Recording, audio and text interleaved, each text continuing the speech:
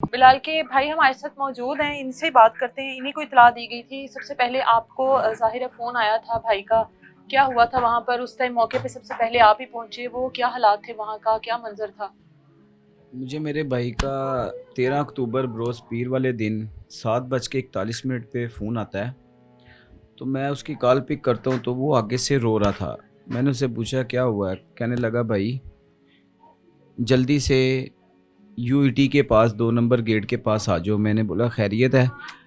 तो मुझे कहने लगा भाई आप फ़ौरी वहाँ पे आओ, आपका भाई ना माज़ूर हो गया है।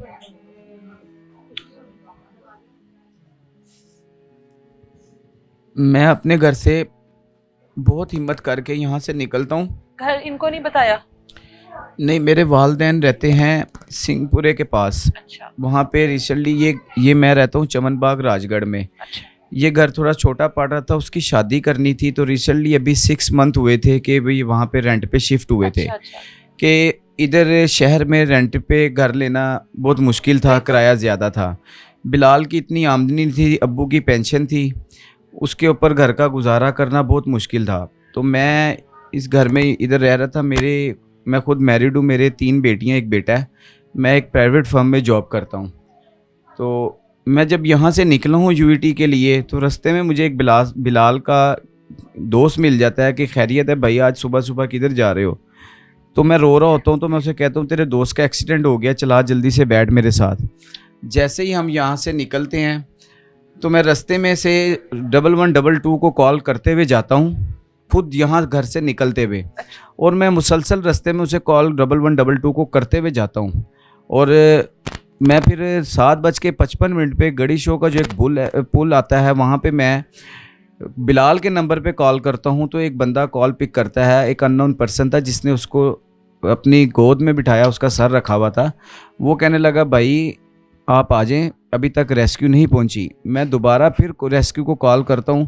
जब मैं वहां पहुंच जाता हूं तो मैं देखता हूं कि वहां पे एक जमे गफ़ीर होता है। वही पुरानी रवायत, वही पुराना अंदाज़, लोगों का लाइक्स और व्यूज़ के चक्कर, वही वीडियोस बनाना। सब वीडियो बना रहे होते हैं वहाँ पे। बहुत ज़्यादा हजूम लगा होता है। जैसे ही मैं वहाँ जाता हूँ मेरे हाथों से मेरी बाइक गिर जाती है और मैं भागते हुए जब अपने बाइक की तरफ जाता हूँ तो मैं उसकी तरफ देखता हूँ, वो मेरी तरफ देख रहा होता है रो के, तो मैं भी रो रहा था हूँ।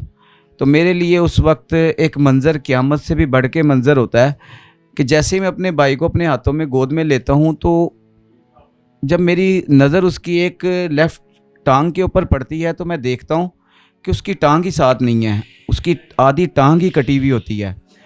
तो मैं मेरे हाथों से बिलाल उसी टाइम मेरे हाथों से नीचे गिर जाता है तो मैं उसकी टांग ढूंढता हूँ इर्द ओए गिर्द साइड पे, ओए। तो उसकी टांग एक साइड पे पड़ी हुई होती है कटी हुई। मैं बाइक के अंदर से कपड़ा निकालता हूँ, उसकी टांग को कपड़े के अंदर रखता हूँ तो फौरी वहाँ पे 8:02 पे रेस्क्यू 1122 की गाड़ी आती है। वहाँ से हम उसको मियो हॉस्पिटल में रेस्क्यू करते हैं। 8:35 में जब हम मियो हॉस्पिटल पहुंच जाते हैं, वहाँ पे उसको इमरजेंसी में लेके जाते हैं तो वहाँ पे कुछ एहलकार ज़ख्मी हालत में मौजूद होते हैं, कुछ वहाँ पे धरने के कोई अच्छा। वहाँ पे आए होते हैं लोग। अच्छा। तो मैं वहाँ पे एक पुलिस ऑलरेडी वाले वहाँ से पे अफरा तफरी वाला माहौल था। अफरा तफरी वाला हाँ। माहौल था तो मैं वहाँ पे उनसे रिक्वेस्ट करता हूँ कि ये देखें आपकी मेहरबानी है कि जब ऐसा मामला हो जाए, हमने भी किसी से सुना है कि अगर आपकी टांग कट भी जाए ना तो 1 घंटे के अंदर अंदर का प्रोसीजर होता है, वो जुड़ सकती है। ठीक है, कोई प्रोफेसर या कुछ है। उन्होंने मुझे 8 साढ़े 8 बजे से लेकर 3 बजे तक उन्होंने मुझे सर्जिकल वार्ड, ऊपर नीचे बाहर अंदर बहुत जगह पे मुझे उन्होंने भगाया कि सर्जन साहब, एक मैडम है वो डॉक्टर, वो सर्जरी कर रही हैं, आधा घंटा लगेगा, अभी इधर वेट करें। मैं उस वेट को छोड़ के अपने भाई के पास वापसी भागता हुआ जाता हूँ और मैं जाके उसके पास खड़े हो जाता हूँ। फिर हम एक रेफरेंस के तौर पे किसी से रेफरेंस डलवाते हैं, एएमएस को कॉल करवाते हैं। जबकि हमें वहाँ पे डॉक्टर्स ये कहते हैं और पुलिस ये कहती है जो वहाँ की मौजूद होती है कि हम इस एक पेशेंट को देखने के चक्कर में 19 को छोड़ दें, जो 19 शदीद ज़ख्मी हैं, सबको हम तरतीब से देखेंगे। तो मैं बहुत रोता हूँ, बहुत मतलब वो तरले करता अगर हूँ। सारी जिंदगी के लिए माजूर हो रहा है तो वो हो जाए। जी, ये हमारे मुल्क के अंदर हॉस्पिटल्स के अंदर ये शुरू दिन से एक रवायती अंदाज के साथ ये मामला पेश आता है। अगर वही डॉक्टर जो सरकारी शाम को प्राइवेट बैठे तो वो आपको बहुत ज़्यादा इज्जत देते हैं और उन्हीं डॉक्टर से अगर आप सरकारी जो बंदा अफोर्ड नहीं कर सकता, एक मिडिल क्लास फैमिली से बिलोंग करता है, तो वो डॉक्टर आपको 1% भी इज्जत जो है ना वो नहीं देते। बिल्कुल ऐसे ही। पाकिस्तान के अंदर रहना सिर्फ एक मजबूरी बन चुकी है। पाकिस्तान में अगर आपकी जेब भारी है तो आपकी इज्जत भी है और आपकी कदर भी है। ये पाकिस्तान का असूल है। अगर आपके पास कोई बड़ा रेफरेंस या कोई तगड़ी अप्रोच है तो फिर आप कामयाब है, वरना इसके अलावा आप पाकिस्तान में रहने के काबिल नहीं है। यानी कि ताखीर की वजह से आज बिलाल जो है वो माजूर हुआ है। जी बिल्कुल। अगर बर 3 वक्त बजे उसको तक रेस्क्यू वाले आ जाते या बर वक्त उसका इलाज हो जाता, उसकी सर्जरी कर दी जाती, जी तो आज वो शायद माजूर ना होता। बिल्कुल बेशक। 3 बजे तक, सुबह 8:30 से लेकर 3 बजे तक हॉस्पिटल्स के अंदर ही हम अपनी भागदौड़ करते रहे। 3 बजे एमएस को एक कॉल आती है और फौरी तौर पे हमें बुलाया जाता है, जी आपका अभी फौरी आधे घंटे में ऑपरेट शुरू है। एक कॉल के ऊपर, एक किसी बड़े अफसर की कॉल के ऊपर आधे घंटे बाद उसका ऑपरेट शुरू होता है। जो उसकी मेजर सर्जरी होती है, प्लास्टिक सर्जरी, वो तकरीबन 6.5 घंटे तक मुसलसल चलती है, क्योंकि बिलाल की इतनी टांग तो टोटल कट चुकी थी मौके के ऊपर ही। बाकी यहाँ से लेकर इतना हिस्सा डॉक्टरों को खुद काटना पड़ा, क्योंकि आधी उसकी जो वेंस थी वो कट चुकी थी, जो उसकी ये जो बोन थी वो डैमेज हो चुकी थी। उसके ऊपर भी हमने बहुत सर्च की खुद से, सीएमएच के ऊपर, नेशनल हॉस्पिटल में, शालीमार में, कि चलें कोई भी खुद से करते हैं, कुछ चीज़ भेज देते हैं। मैंने तो अपने वालिद साहब को और वालदा को बताया तक नहीं था कि ये सदमा बर्दाश्त नहीं करेंगे फौरी मौके पे। तो मैंने यहाँ तक कोशिश की थी कि अगर अपना बेचना भी पड़ता है तो भाई की टांग बच जाए, ये लगवा दें। यहाँ तक कि मैंने डॉक्टरों से ये भी रिक्वेस्ट की कि अगर मेरा गोश्त उतर के इसकी हड्डी पे लग सकता है तो बेशक वो लगा दें, मैं देने के लिए तैयार हूँ। तो उन्होंने कहा नहीं, ये पॉसिबल नहीं है, ये टोटल इस टाइम तक सारा कुछ डैमेज हो चुका है। तो कहने का मकसद ये है कि मैं आला हुक्मरान, सीएम पंजाब मरीम नवाज़, वज़ीर आज़म शहबाज शरीफ, नवाज़ शरीफ पाकिस्तान मुस्लिम लीग नून सदर, 60 साल से मेरे आबाओ अजदाद नून लीग के नारे लगाते रहे, नून लीग को वोट देते रहे। आपके जितने भी नुमाइंदे जो मिनिस्टर्स की पोस्ट पे आते हैं वो हमारे घरों के दरवाजे वोटों के लिए खड़काते हैं। उस टाइम वो तरले करते हैं। जब हमें मौके पे जब मुश्किलात कोई परेशानी आती है तो ना हमारे साथ कोई अदारा खड़ा होता है, ना हमारे साथ कोई पुलिस एहलकार खड़े होते हैं। सेम डे में मैं अपने भाई की सर्जरी करवा के मैं थाना गुज्जरपुरा के अंदर तशरीफ़ ले जाता हूँ।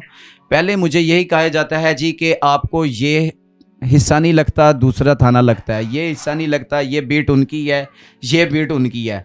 थाने में भी फिर मैं एसएसपी साहब के, अपने एक दोस्त हैं उनके रीडर, एसएसपी साहब के रीडर से कॉल करवाता हूँ।